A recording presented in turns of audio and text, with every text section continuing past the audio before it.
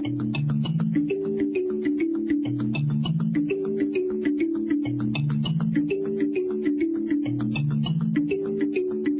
banal na kasulatan ng siyang aklat na pinaniniwalaan ng karamihan sa mga taong naghahangad ng kaligtasan. At ito rin ang aklat na malimit na makikita na siyang kasangkapan na ipinaniniwala ng maraming mangangaral na di umano'y dito nakasulat ang tamang landas ng matuwid na paglilingkod sa Diyos tungo sa buhay na walang hanggan. Ano pat ang Biblia ay aklat na naging otoridad pagdating sa usaping kaligtasan.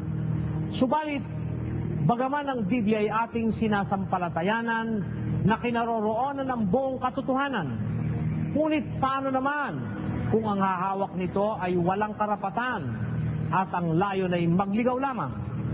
Magandang araw po. Sa pagpapatuloy po ng ating ginagawang pagtalakay sa iba't ibang kakatwa at pamali-maling mga aral ng ilang mga sekta ng relihiyon, ay atin pong itatampok sa gabi ito ay ang sinasadya at masamang paraan ng paggamit ng ilang mga mangangaral sa mga talata ng Biblia. Panoorin at pansinin kung paano minamali at inililigaw nila ang kanilang kapwa-tao. Ang isa na may buong katusuhan na ginagamit ng mga ministro ng Iglesia ni Manalo para lamang makapagligaw ng kapwa na kahit daw hindi nila karelihiyon sa makatuwid bagay ang mga paring Katoliko, ay nagpapatotoo di umano na ang kanilang iglesia ang totoo.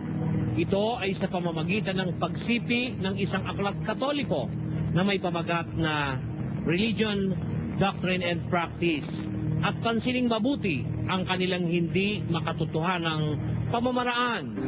Ito'y nakasulat sa kanilang aklat, ang Pagbubunyag, isang aklat ng Iglesia ni Cristo ni Manalo. Sa pahina 65 ay ganito ang nakasulat: pinatutunayan ba ng mga paring Katoliko na Iglesia ni Cristo nga ang pangalang itinatawag sa iglesyang itinayo ni Cristo? Pinatutunayan. Mababasa natin ang patotoo ng paring si Francis B. Cassidy sa aklat na sinulat nito na pinamagatang Religion, Doctrine and Practice. Sa pahina 442 ng aklat na ito ay ganito ang sinasabi: Did Jesus Christ establish a church? Yes, from all history, both secular and profane, as well as from the Bible considered as a human document. We learn that Jesus Christ established a church, which from the earliest times has been called after him, the Christian Church or the Church of Christ. Sa Pilipino, si Jesucristo ba'y nagtayo ng iglesia? Oo, mula sa lahat ng kasaysayan, maging pansanlibutan at diukol sa kabanalan. Gayon din naman sa mula sa Biblia, na kinikilalang makataong kasulatan. Naalaman natin na si Jesucristo ay nagtayo ng iglesia na mula pa sa kauna-unahang panahon ay tinawag ng sunod sa kanya ang Iglesia Kristiyana o ang Iglesia ni Cristo.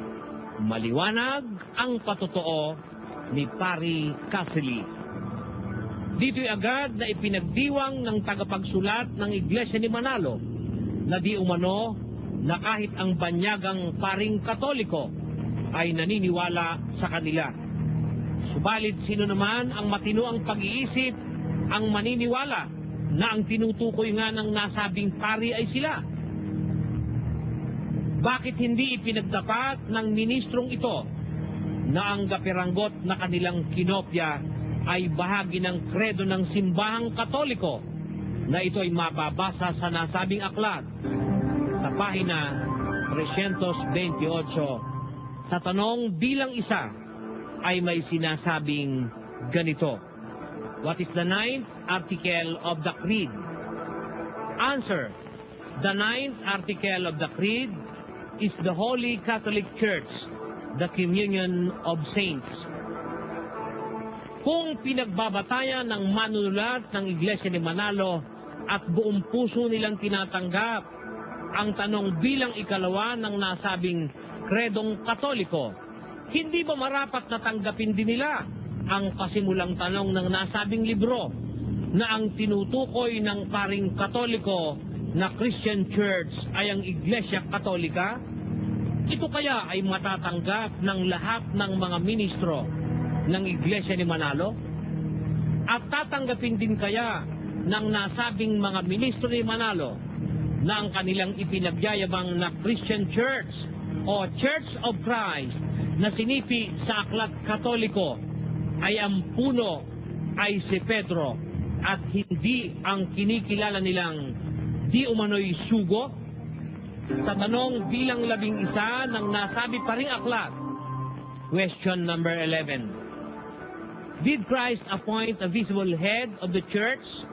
Answer, yes. Christ appointed Saint Peter the visible head of the church.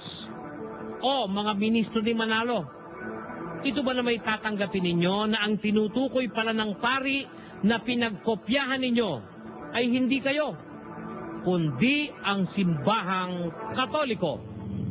Kapuna-puna din na maging ang pagsipi ng mga talata sa Biblia ay may halo ring panlilinlang at ito ay pinatutunayan ng isang dating tagapangasiwa ng sekretariat ng Iglesia ni Cristo at humawak ng maraming masaselang posisyon sa INC na si Ginoong Melanio P. Gabriel Jr.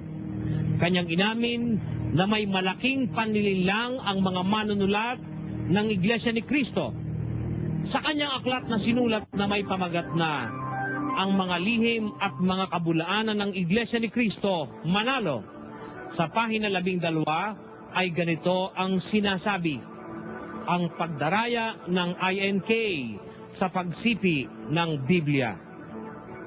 Napakaraming pagkakataon na ang manunulat ng INK ay sinasadyang sipiin ng mali, deliberately, ang mga talata ng Biblia at maging mga referensya o ibang aklat na ginagamit nila para mapangatuwiranan at makahikayat ng mga tao sa kanilang maling pananampalataya.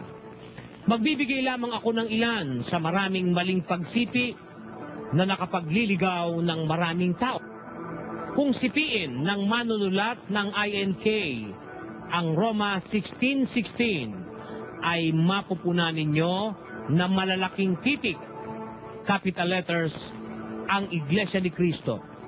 Subalit ang tunay na mababasa sa Roma 16:16 ay ganito. English, salute one another with an holy kiss. The churches of Christ salute you. Nakalulungkot na sa mga pasugo at iba pang mga pulyeto ng INK ay Iglesia ni Cristo o Churches of Christ ang kanilang inililimbag upang palitawin ang pangalang Iglesia ni Cristo.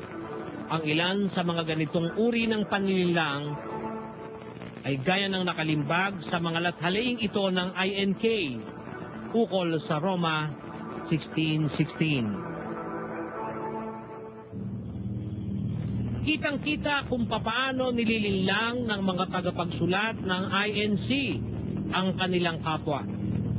At alam ba ninyong kahit ang kanilang paboritong Lamsa version ay hindi pinatawad na hindi baguhin?